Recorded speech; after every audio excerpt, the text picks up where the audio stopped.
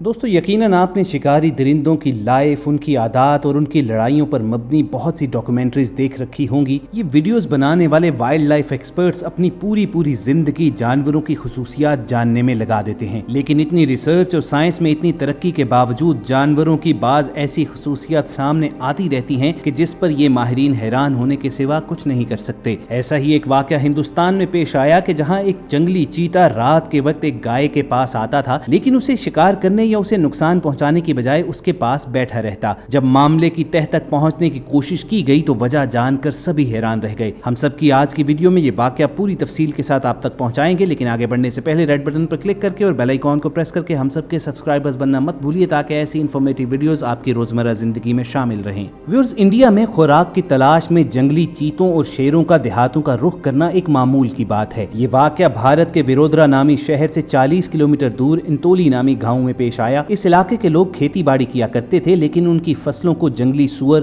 گیدڑ، خرگوش اور چوہے جیسے جانور نقصان پہنچایا کرتے تھے۔ لیکن پھر اچانک ان کی فصلوں کو نقصان پہنچانے والے یہ تمام جانور غائب ہو گئے، اور اس کی وجہ تھی یہ مادہ چیتا جو ان کی فصلوں ہی میں رہا کرتی تھی۔ گاؤں والے اس چیتے کی موجودگی سے اس قدر خوش تھے کہ اسے اپنی فصلوں ہی میں رکھنے کے لیے بعض اوقات اپنی پالتو بکریاں بھی اس کے آگے پھینک دیا کرتے تھے تاکہ اس کی غذائی ضروریات پوری ہوتی رہیں اور وہ ان کی فصلوں میں موجود رہے۔ لیکن پھر ایک اور مصیبت آن پڑی کہ مادہ چیتے کی وجہ سے دیگر چیتوں کی ان کے گاؤں کے آس پاس نقل و حرکت بڑھنا شروع ہو گئی، اور انہیں خدشہ پیدا ہوا کہ کہیں یہ چیتے کسی روز کسی انسان کو نقصان نہ پہنچا دے۔ چنانچہ انہوں نے وائلڈ لائف والوں سے رابطہ کیا اور ان کی مدد طلب کرنے پر وائلڈ لائف کی ایک پوری ٹیم ان کے گاؤں پہنچ گئی۔ جگہ جگہ زندہ شکار لگا کر اس چیتے کے لیے پھندے بنائے گئے، اور پھر آخر کئی راتوں کی محنت کے بعد وہ مادہ چیتا ان کے قابو آ گئی۔ اس چیتے کو فوری طور پر پنجرے میں بند کیا گیا اور دور جنگل میں لے جا کر چھوڑ دیا گیا۔ اب گاؤں والے سکون کی نیند سوتے تھے، لیکن ان کی نسلیں تو محفوظ ہو گئی مگر فصلیں غیر محفوظ رہ گئیں۔ اس مادہ چیتے کی غیر موجودگی میں دوبارہ سے جنگلی سور،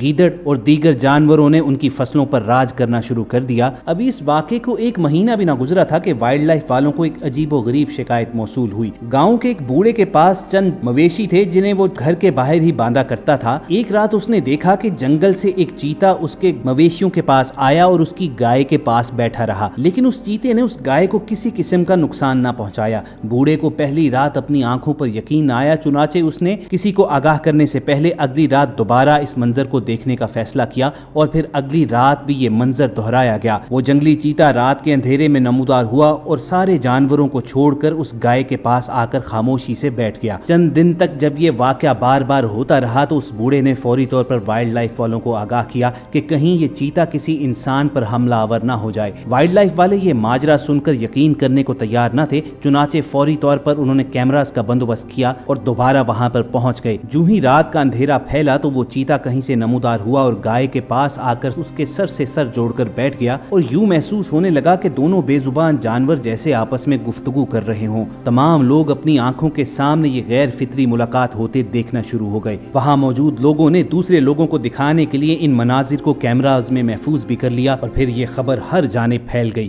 جو ہی رات کے 9:30 بجتے تو یہ چیتا کہیں سے آتا، باڑے میں بند تمام مویشیوں کو نظر انداز کرتا ہوا سیدھا اسی گائے کے پاس پہنچتا اور اس کے پہلو میں یوں لیٹ جاتا جیسے وہ گائے اس کی ماں ہو، اور گائے بھی اسے یوں چاٹنا شروع کر دیتی جیسے وہ اس کا بچہ ہو۔ وائلڈ لائف والوں نے اس چیتے کو بھی پکڑنے کی بارہا کوشش کی مگر ہر بار ناکام رہے۔ ان کوششوں کی وجہ سے وہ چیتا ایک ہفتے تک غائب رہا، مگر ایک ہفتے کے بعد اس کا معمول پھر سے شروع ہو گیا۔ گائے کے مالک کا کہنا تھا کہ ایسا ممکن ہے کہ یہ چیتا اسی مادہ چیتے کا بچہ ہو کہ جسے وائلڈ لائف والے پکڑ کر جنگل میں چھوڑ آئے تھے، لیکن یہ بچہ وائلڈ لائف والوں سے محفوظ رہا، اور اب چونکہ گائے کے جسم کا رنگ اس کے جسم سے ملتا ہے، چنانچہ وہ اس گائے کو اپنی ماں سمجھتا ہے۔ اس گائے کے مالک نے کہا کہ وہ جب بھی اپنی گائے کو چرنے کے لیے کھلا چھوڑتا تھا تو یہ سیدھا انہی فصلوں کی جانب جاتی تھی جہاں پر اس مادہ چیتے کا بسیرا تھا، اور جب یہ سارا دن فصلوں میں گزار کر شام کو گھر واپس آتی تو اس کا دودھ صبح کی نسبت شام کو ہمیشہ کم ہوتا تھا۔ ایک بار میں نے اس کا پیچھا کیا تو یہ ایک چھوٹے چیتے کے ساتھ کھڑی تھی۔ میرے وہاں پہنچنے پر وہ چیتا وہاں سے بھاگ گیا، لیکن آج ایک عرصے کے بعد وہ اپنی غیر فطری ماں کو بھولا نہیں ہے اور روزانہ اس سے ملنے آتا ہے۔ وائلڈ لائف ایکسپرٹس کا اس انوکھے واقعے پر کہنا یہ ہے کہ یہ چیتا اس گائے کے ساتھ اس وقت سے مانوس ہے جب اس میں شکار کی جبلت نہیں جاگی تھی، اور یہ گائے بھی سکن کلر کی وجہ سے شاید اسے اپنے بچے کی طرح ہی ٹریٹ کرتی رہی، اور پھر ان کے درمیان محبت کا یہ تعلق اس قدر مضبوط ہو گیا کہ جو آج بھی نہیں ٹوٹا ہے۔